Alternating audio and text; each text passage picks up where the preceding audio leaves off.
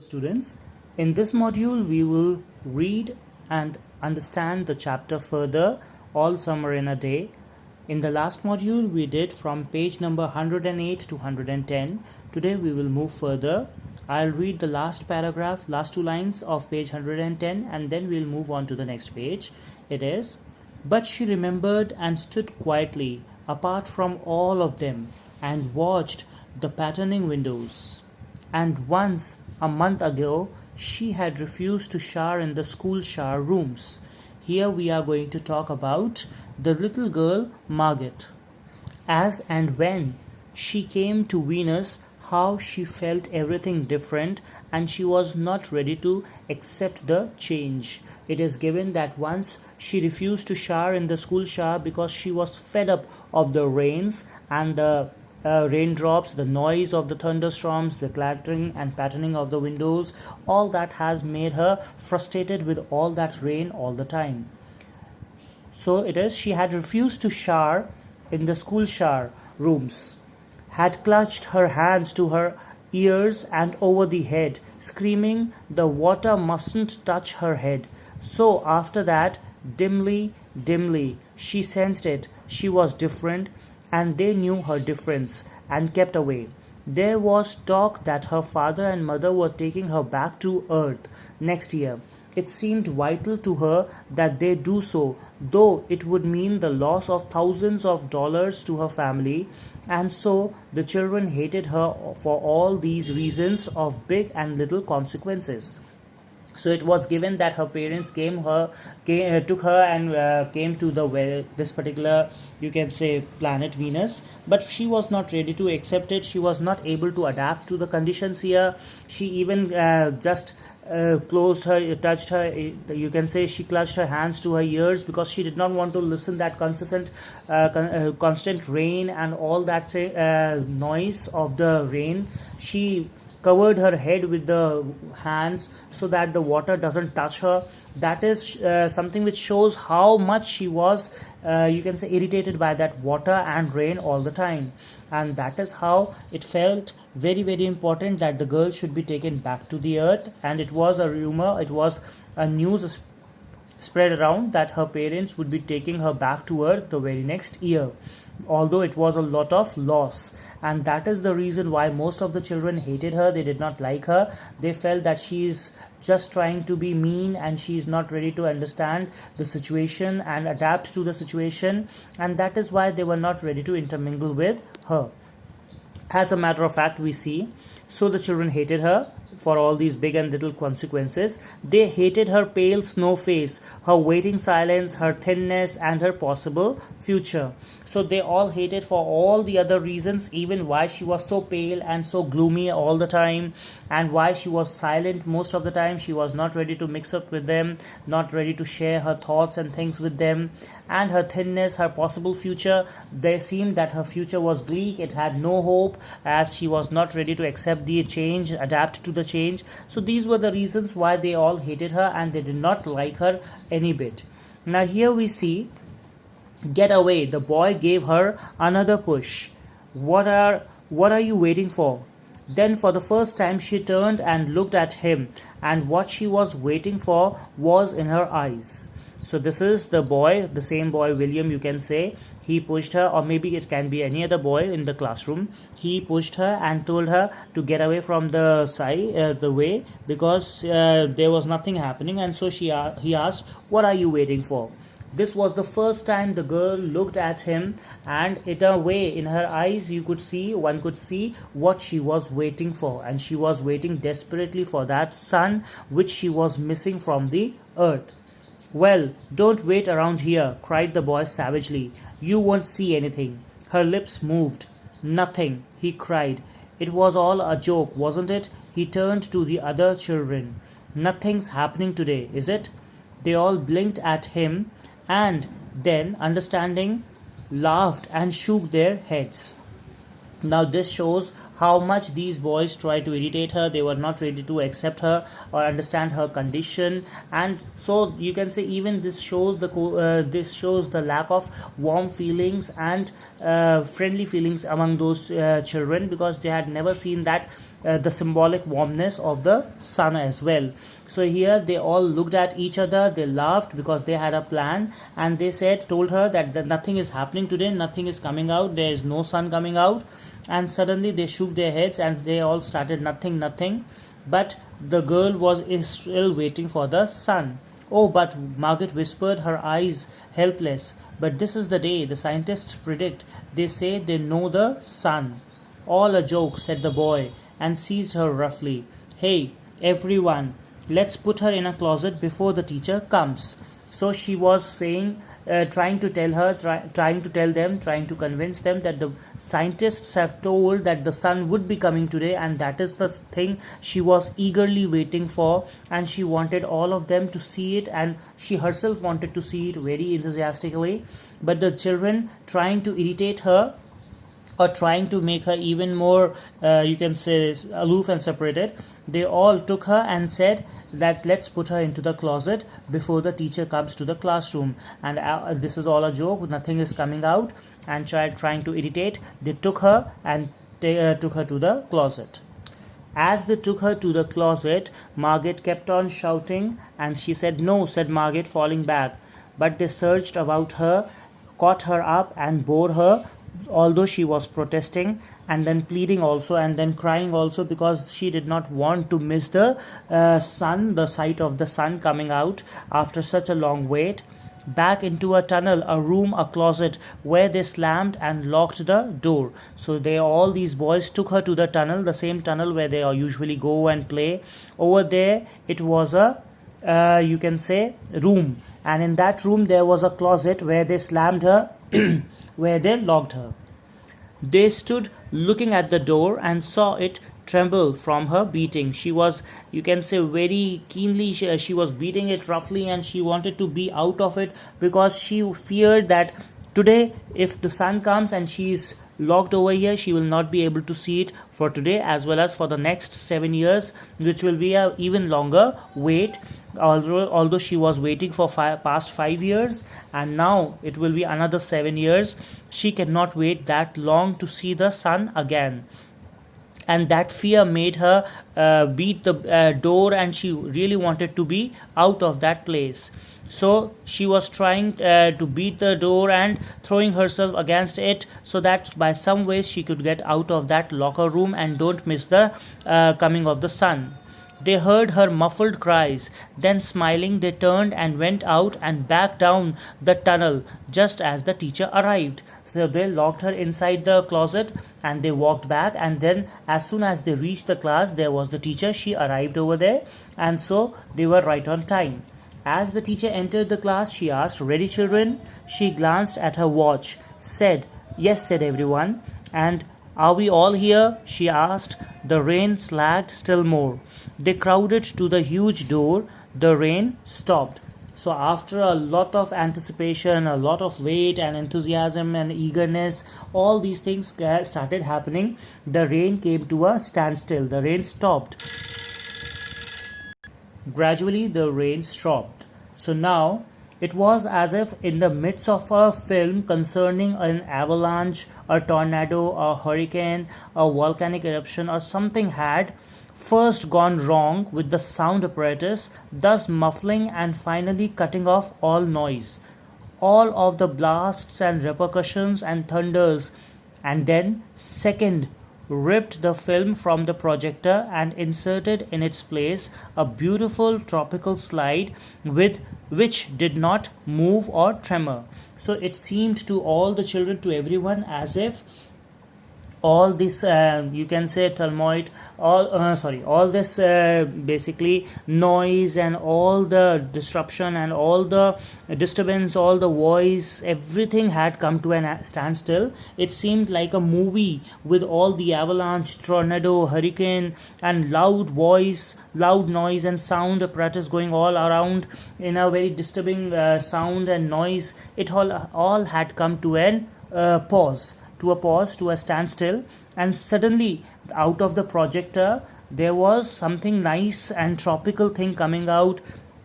which was beautiful. It did not shake. There was no particular loud noise. Everything was coming to a standstill, and it was a beautiful picture of a beautiful tropical site. So that was quite visible over here now. The world ground to a standstill. It seemed everything has come to a stand, to a pause, because they had never witnessed such silence and such, you can say, peaceful sight in the world over there in Venus around their lifetime, in their lifetime. The silence was so immense and unbelievable that you felt your ears had been stuffed or you had lost your hearing altogether. They were so used to all that loud thundering noise and everything coming out as if everything is screaming out. And suddenly everything has stopped. It seemed that they have lost their power of hearing, or rather, their ears have. They have put something in their ears, stuffed their ears. That is why they are not able to hear anything. It was like dead silence. The children put their hands to their ears. They stood apart. The door slid back, and the smell of the silent, waiting world came into them. So finally, they were all touching their ears as if they have not lost their sense of hearing. And suddenly they all felt that it was the entire world outside which was standing silent and waiting for them to be explored. So they all went to the big door, and this door was supposed to be slid back, and then there was smell of the silent. That means the silent world which was waiting for them to come and explore it. The sun came out, and it was the color of flaming bronze, and it was very large, and the sky around it was blazing blue tile color. So now once the sun came out, the sky shone very nicely in a blazing blue, and the sun seemed to be as if it is a flaming bronze color object in the sky. And the jungle burned and with sunlight as the children, released from their spell, rushed out yelling into the springtime. So it seemed as if the jungle was burning with sunlight, means it was shining bright in the sunlight, and the children were sent out. They rushed out yelling into the springtime. It was like spring for them, because it was obviously the summers, although it was only for a day, not even a day, it was just for an hour or two. Now don't go too far, called the teacher after them. You've only 2 hours, you wouldn't want to get caught out. So the teacher even told them that the sun is going to be there for only a couple of hours, and that is why the children should not be running out anywhere, otherwise they might get into some perils of the forest, which is basically a very overgrowth of grass and forest and various different dangers there might be. And if not, still if the rains come, they might get stuck somewhere or the other, and they might be caught up in the scene.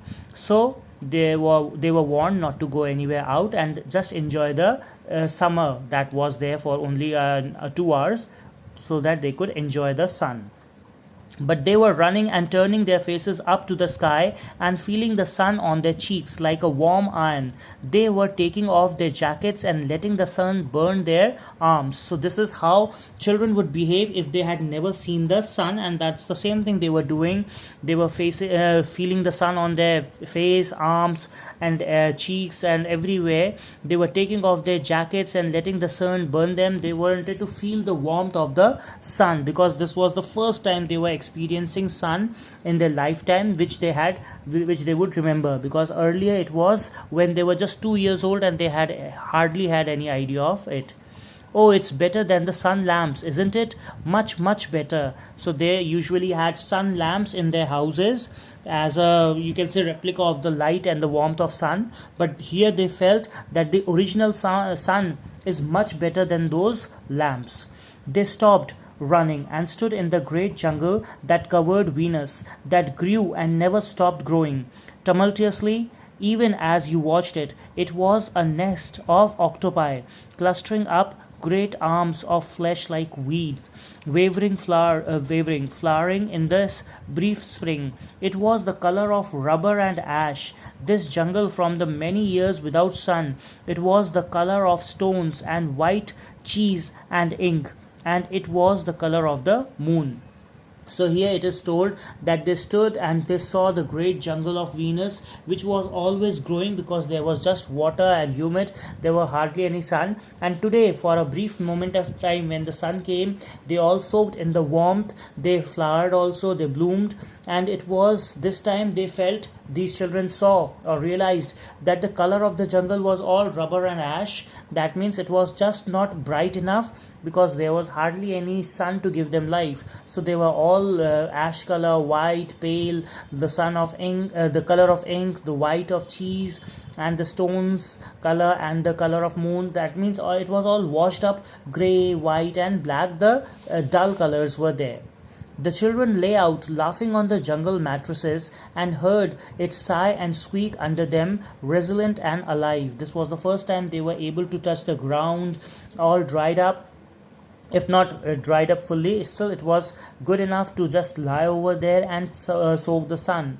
They ran among the trees, they slipped and fell, they pushed each other, they played hide and seek and tag, but most of all they squinted at the sun until the tears ran down their faces. So they were playing out in the outside in the under the sun, and the most interesting thing most of the kids wanted to do was to stare at the sun because they could not see it properly. So they were squinting, closing their eyes and trying to see it until their eyes were full of tears and the tears came out of their eyes. So this was something they were enjoying it because this is the first time they were experiencing the hot glaze of the sun. So they put their hands up to the yellowness of and that amazing blueness, and they breathed of the fresh air, and listened to the silence which suspended them in a blessed sea of no sound and no motion. They looked at everything and savored everything. Then wildly, like animals escaped from their cave, they ran and ran in shouting circles. They ran for an hour and did not stop running. So here it means that all those children, they were amazed with the yellowness and the yellow color and the blue color of the sun and the sky, and they were really happy to breathe the fresh air outside because they had already been inside the enclosures. And they listened to that perfect silence because they had never seen, they were not accustomed to such silence. And so they were happy to be there under that sea of no sound and no motion. Nothing was moving, otherwise there was always rain pouring down, so there were always that movement. So there was nothing happening at this moment, everything was still, and that was something which was very unique for them, and they really enjoyed it. They looked at everything and savored everything, means that they enjoyed everything. And then, like wild animals out of the cave, they ran out in circles and they were enjoying, and for hours and hours they did not stop running. That was their ecstasy of their, you can say, happiness and enjoyment. There was unlimited happiness they could feel under that sun. And then, in the midst of their running, one of the girls wailed. Everyone stopped. The girl, standing in the open, held out her hand. "Oh, look, look," she said, trembling. They came slowly to look at her opened palm. In the center of it, cupped and huge, was a single raindrop. She began to cry, looking at it. They glanced quietly at the sun. Oh, oh. A few cold drops fell on their noses and their cheeks and their mouth. The sun faded behind a stir of mist. So while everybody was enjoying that particular sun that day, and the happiness, the quietness and the calmness, suddenly one girl stopped and showed everyone in her hand, in the palms, in a cupped hand, a huge raindrop, and that was the sign that the rains are coming back, and that too for a longer period of time. And so everybody was quite disheartened. They really did not want to miss that sun, for they wanted to play in the sun, they wanted to enjoy it even more. But as they could do nothing, finally it was time to go back into their enclosures. And so everybody was feeling the cold drops on their noses, cheeks, and that was the time when they saw the sun fading behind the mist. That means once again the clouds and rains have taken over. A wind blew cold around them. They turned and started to walk backward.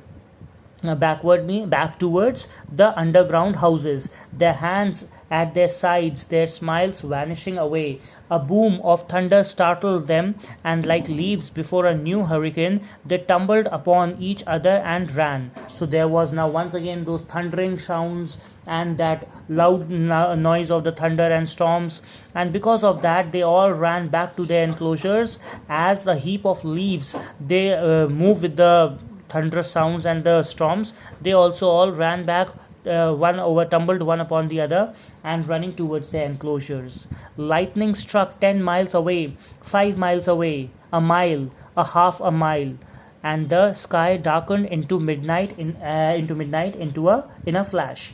So suddenly that all sun and everything is gone, and the lightning, which was almost 5 miles away, gradually came nearer to them, and then it was right over there, the flashing of the thunder and lightning, and that means the storm has approached. They stood in the doorway of the underground for a moment until it was raining hard.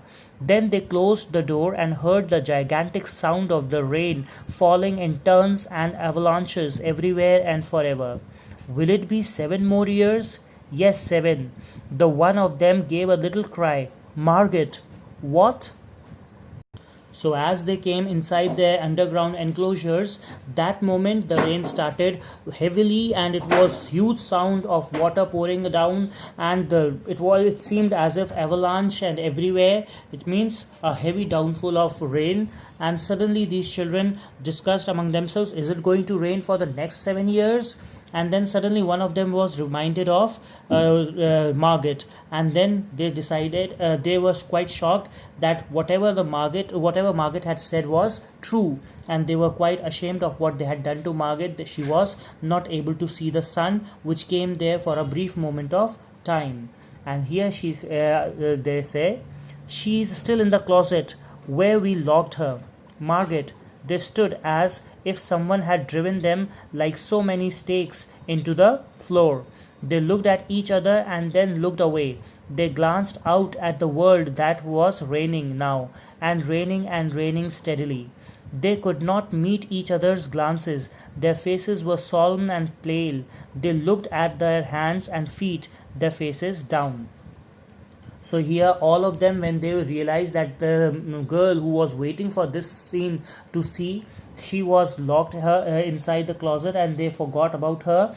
They were quite ashamed of her, and they felt as if they have really done something bad to her, because now they were able to feel her pain, because they themselves had witnessed it for the first time, and they were very sad for losing the sight of the sun, and they really wanted it to stay longer. And now they could feel the happiness and the warmth of the sun, which this girl was missing. And therefore now they looked outside at the steady rain which was falling there, out downpour, and they now realize that they have made a big mistake of not letting her out, because now she will not be able to see the sun over here on Venus for the next 7 years. And this was something they felt really bad, and their faces were down, and they really realized what wrong they have done to Margaret. Margaret, one of the girls said. Well, no one moved. Go on, whispered the girl. They walked slowly down the hall in the sound of a cold rain. They turned through the doorway to the room in the sound of the storm and thunder, lightning on their faces, blue and terrible. They walked over to the closet door slowly and stood by it. Beside the closet door was only silence. They unlocked the door even more slowly and let Margaret out. So here finally they all walked down. They decided to let her out, and they were quite ashamed of their deed, and that is why when they went over there and opened the door, they were not able to face her they were not able to face her properly. They could not look at her into her eyes, and it was all silence on the other side of the closet door also, because Margaret had realized that she has missed the sun once again, and now she will not be able to see here on Venus that sun for the next 7 years. And the same thing the children felt, that what a beautiful sight that sun was, what a nice feeling of warmth and happiness it brought, and they had been the reason for Margaret for missing it. So that is why they have done something really bad, and they realized it, for which they were really sad. So that is how the story comes to an end, making the readers feel that the warmth of the sun brings in life and happiness not only to the people but even makes them realize the happiness of the life and how the others might be troubled if you do not understand their problem. So in that ways, all summer in a day is basically a very nice representation of the importance of sun in the lives of each one of us. So with this we come to the end of the chapter. We have done this reading and explanation session. I hope you must have understood it. Kindly go through the chapter while we are reading this and explaining it. You can open the books and listen to the video and look at the video. So this reading and explanation can help you understand it better. With this we come to the end. Thank you.